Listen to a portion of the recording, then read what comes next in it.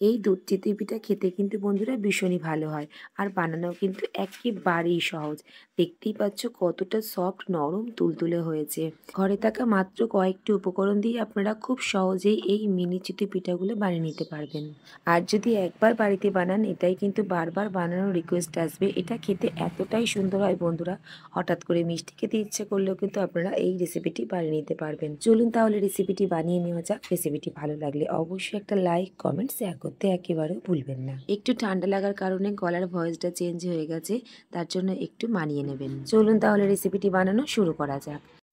প্রথমে এখানে আমি একটা বড় বোলের মধ্যে নিয়ে নিচ্ছি একটা কাপ মেপে 1 কাপ শুকনো চালের গুঁড়ো।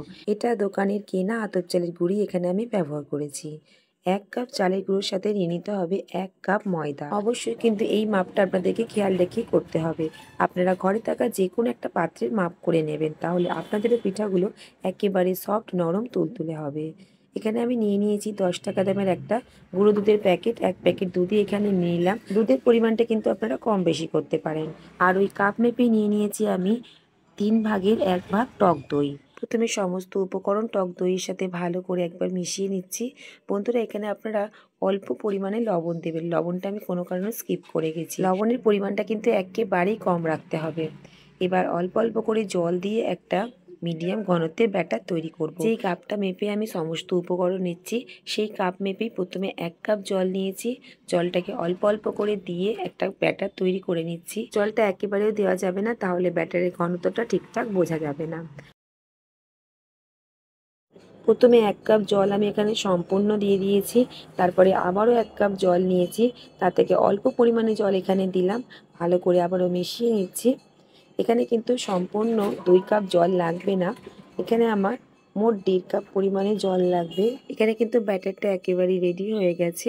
আর দেখুন, এখানে আরও যে 1 কাপ জল নিয়েছি, তা থেকে হাফ কাপ পরিমাণ এখানে জল লেগেছে।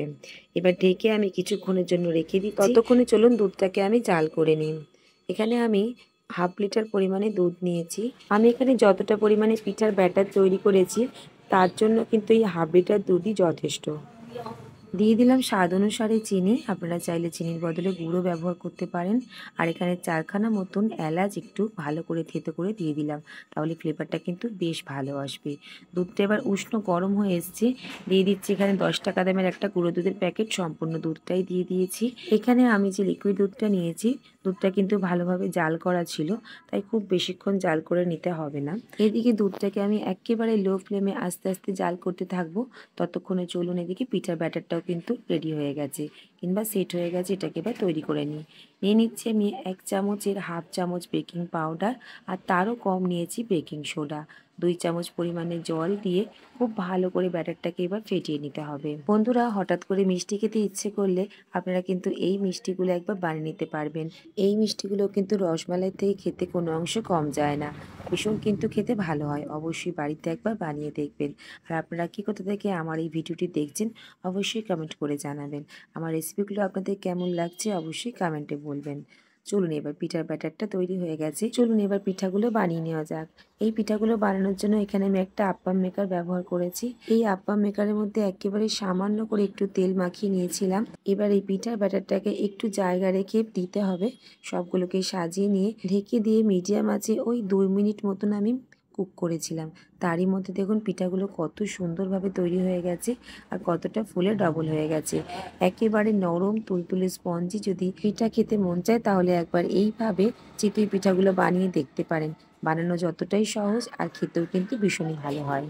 দেখুন প্রত্যেকটা পিঠাই কত নরম, তুলতুলে হয়েছে, একেবারে সফট। একইভাবে আরও যে ব্যাটারটা আছে, এইভাবেই পিঠাগুলোকে আমি বানিয়ে নিয়েছি। দেখুন কতটা সুন্দর দেখতে লাগছে, একদম কিন্তু নরম, তুলতুলে হয়েছে। এই পিঠাগুলো শুধু মুখেও কিন্তু গুড়ের সাথে খেতে ভীষণই ভালো লাগবে। চলুন একটা পিঠা আপনাদেরকে ভেতরটা ফাটিয়ে দেখিয়ে দিচ্ছি কতটা সুন্দর আর কতটা জালি পড়েছে, নরম তুলতুলে হয়েছে। এটা কিন্তু আপনারা দেখে বুঝতেই পারছেন। চলুন এবার এই পিঠাগুলোর মধ্যে একটু কাঁটা চামচে করে আমি ছিদ্র করে নিচ্ছি। যেহেতু আমি দুধের মধ্যে এই পিঠাগুলো ডুবিয়ে দেবো, আর এইভাবে একটু ছিদ্র করে দিলে দুধটা কিন্তু খুব তাড়াতাড়ি অ্যাবজর্ব করে নেবে। সবগুলোকে একইভাবে আমি তৈরি করে নিচ্ছি। এদিকে কিন্তু দুধটা ফুটে অনেকটাই কমে এসেছে। দিয়ে দিচ্ছি এবার পিঠাগুলো এখানে। গ্যাসের আঁচ এই সময় একেবারে লো করে রেখেছি। যদি পিঠাগুলো তাড়াতাড়ি খেতে না চান সেক্ষেত্রে কিন্তু দুধটা গরম অবস্থাতেই পিঠাগুলোকে দিয়ে ঢেকে রেখে দেবেন। আর তা না হলে কিন্তু আমার মতন এই 1 মিনিট মতন একটুখানি ফুটিয়ে নিলেও হবে। খুব বেশিক্ষণ কিন্তু একেবারে ফোটাবো না। দেখুন পিঠাগুলোকে দিয়ে একটু নাড়াচাড়া করে মিশিয়ে নিয়েছি। আর এখানে 2 মুঠো মতন নারকেল কোড়া দিয়ে দিলাম। খেতে ভীষণই ভালো লাগবে। যদি না খেতে চান সেটা কিন্তু আপনারা স্কিপ করতে পারেন। এই পিঠাগুলো কিন্তু বন্ধুরা একেবারেই তৈরি হয়ে গেছে। ঢেকে আমি কিছুক্ষণের জন্য রেখে দিচ্ছি। একটু ঠান্ডা হয়ে গেলেই পরিবেশন করব। দেখুন এখনই কিন্তু কত সুন্দর দুধটাকে অ্যাবজর্ব করে নিয়েছে। আমি খুব বেশিক্ষণ রাখিনি, 30 মিনিট মতন ঢেকে রেখেছিলাম। আপনারা চাইলে কিন্তু এটা ফ্রিজে রেখে ঠান্ডা করেও খেতে পারেন। সেক্ষেত্রেও খেতে কিন্তু ভীষণই ভালো লাগে এই পিঠাগুলো। তবে আমরা আর ঠান্ডা করে খাইনি, উষ্ণ উষ্ণ গরমই খেয়েছিলাম। খেতে কিন্তু ভীষণই ভালো হয়েছিল বন্ধুরা। একটু উপর থেকে আমন্ড বাদাম ছড়িয়ে দিচ্ছি। শুধু দেখতে ভালো লাগবে, খেতে তো অবশ্যই ভালোই লাগবে। তাহলে বন্ধুরা আমার আজকের এই দুধ চিতই পিঠার রেসিপিটি আপনাদের কেমন লাগলো অবশ্যই কমেন্ট করে জানাবেন।